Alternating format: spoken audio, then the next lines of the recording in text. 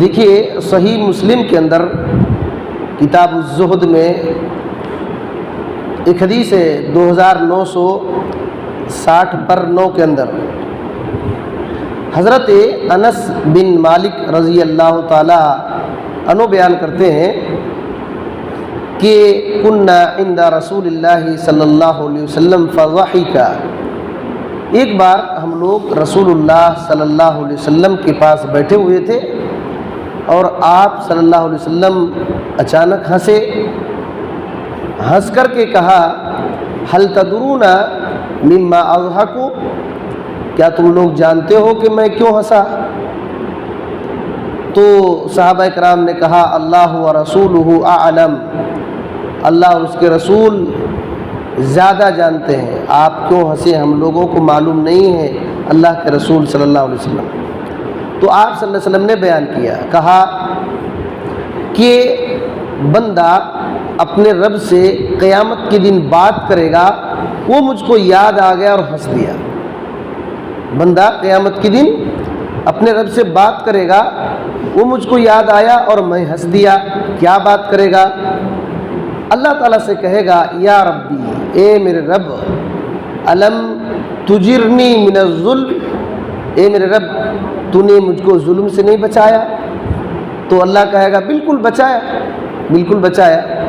تو وہ بندہ کہے گا، اب اللہ تعالیٰ سے کہے گا فإنی لا اجیز علی نفسی الا شاہدا منی، آج میں اپنے علاوہ کسی کو اپنے اوپر گواہ مانوں گا نہیں۔ کیا کہے گا؟ کہے گا میرے خلاف دوسری کی گواہی میں نہیں مانوں گا، میرے خلاف دوسری کی گواہی نہیں مانوں گا، اگر گواہی دینی ہے تو میں ہی گواہی دوں گا۔ اس بات کو سمجھیے، پہلے کیا کہا؟ ظلم سے بچا لیا، تو دوسرے پر ظلم نہیں کیا ہے، اس کے بارے میں دوسرا گواہی نہیں دے گا، دوسرا گواہی نہیں دے گا۔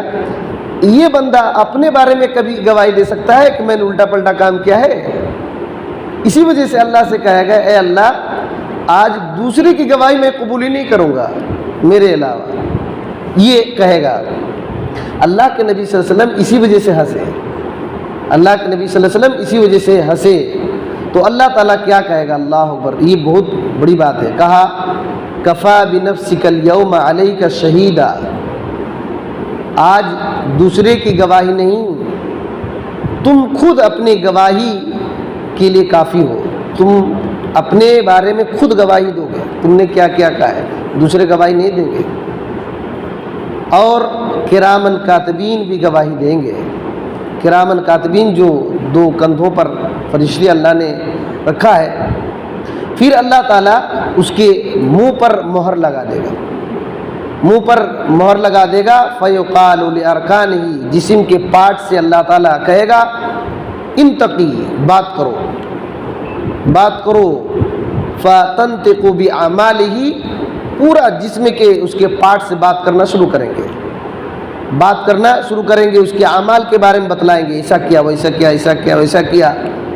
جب اللہ تعالیٰ چھوڑ دے گا نا تو یہ بندہ اپنے جسم کے پارٹ سے کہے گا دنیا میں تمہارا سپورٹ میں کرتا تھا، تمہارا سپورٹ میں کرتا تھا، کچھ ہو جاتا تھا تو تمہارا دفاع کرتا تھا، آج تم ہی اپنے بارے میں گواہی دے رہے ہو، خلاف گواہی دے رہے ہو، تو اب وہاں کوئی مسئلہ حل نہیں ہوگا۔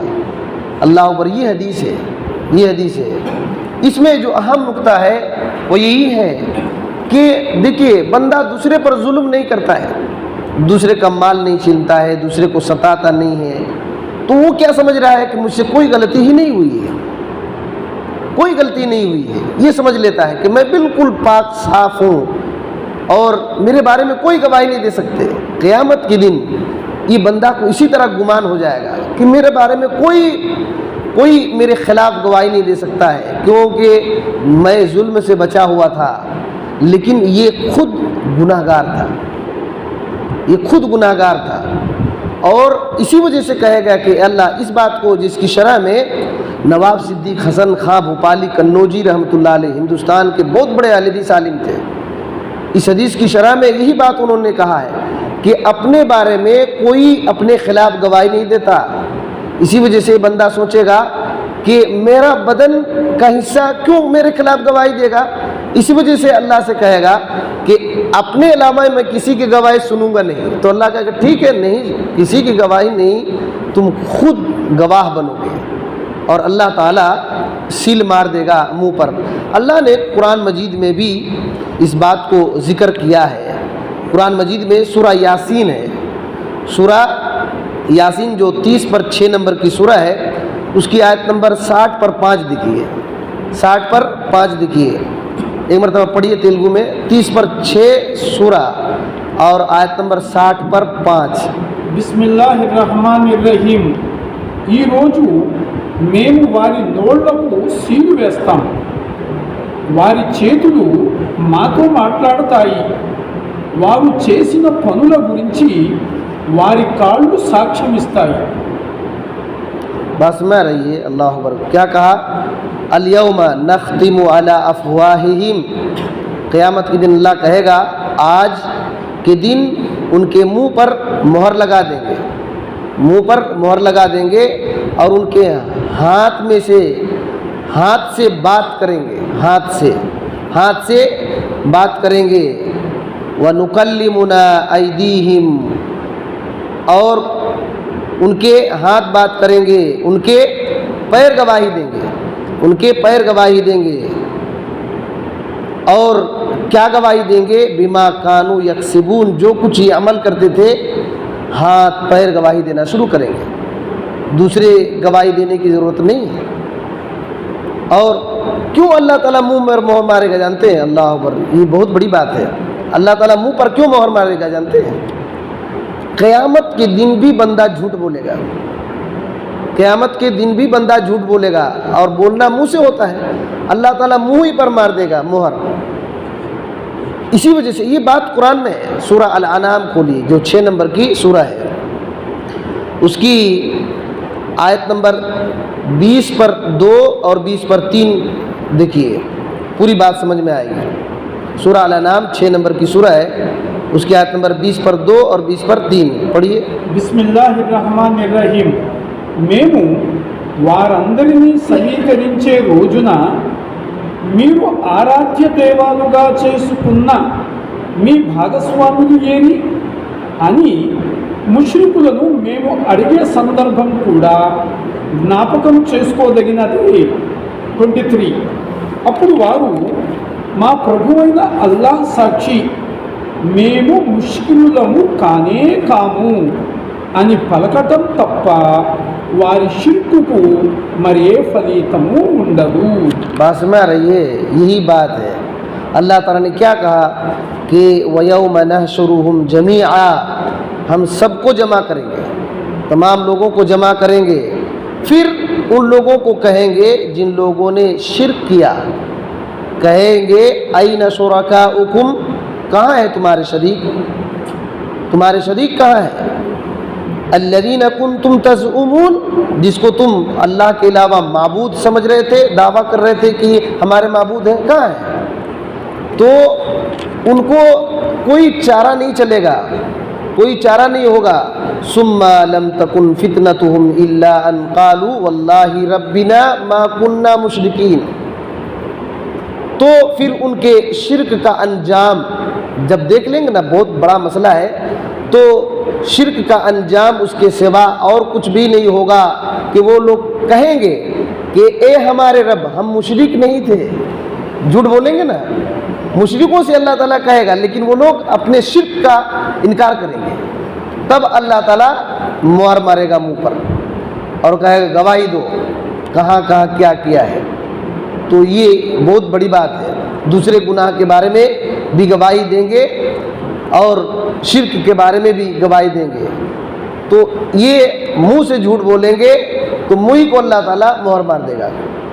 اور ایک حدیث میں ہے، یہ جو صحیح مسلم کی ہم لوگوں نے حدیث پڑھا، اسی حدیث کے اوپر والی حدیث میں 2960 پر 8 میں لمبی روایت ہے، آخر کا ٹکڑا میں پڑھتا ہوں. اس میں 3 لوگوں کا تذکرہ ہے. تیسرا آدمی اللہ سے کہے گا یا ربی آمنت بک، اے میرے رب میں تجھ پر ایمان لایا تھا دنیا میں تجھ پر ایمان لایا تھا، وہ بھی کتابی کا تیری کتاب پر ایمان لایا تھا، وہ بھی رسولی کا تیرے رسولوں پر ایمان لایا تھا، صلیت و صمت میں نے نمازیں پڑھی تھی، روزہ رکھا تھا، صدقت صدقہ کیا تھا، یسنی بخیر مستطاع جتنا ہو سکے وہ اللہ کی تعریف ہی کرتا جائے گا، ایسا میں نے کیا، ایسا میں نے کیا، ایسا میں نے کیا۔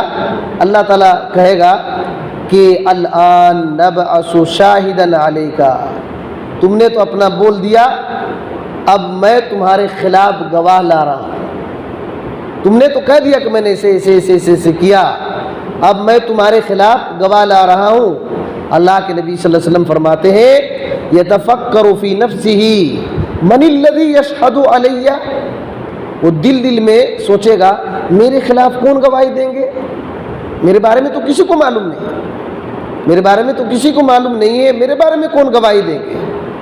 تو اللہ تعالیٰ کیا کرے گا، فَيُخْتَمُ عَلَى فِيهِ، اس کے منہ پر مہر مال دے گا، اور اس کے ران سے کہا جائے گا، اس کے گوشت سے کہا جائے گا، اس کے ہڈی سے کہا جائے گا، اس کی ہڈی سے انتقی بات کرو، ران اور ہڈی اور گوشت سے کہا جائے گا بات کرو، فتنطقو بات کرنا شروع کریں گے، یہ سب بات کریں گے، اس کے ران بات کرے گا، اس کا گوشت بات کرے گا، اس کی ہڈی بات کرے گی، بے عمل ہی اس کے عمل کے بارے میں، اپنا تو گنا دیا لیکن اب اللہ تعالیٰ اسی کو گواہ بنائے گا، اسی کے جسم کے پارٹس کو۔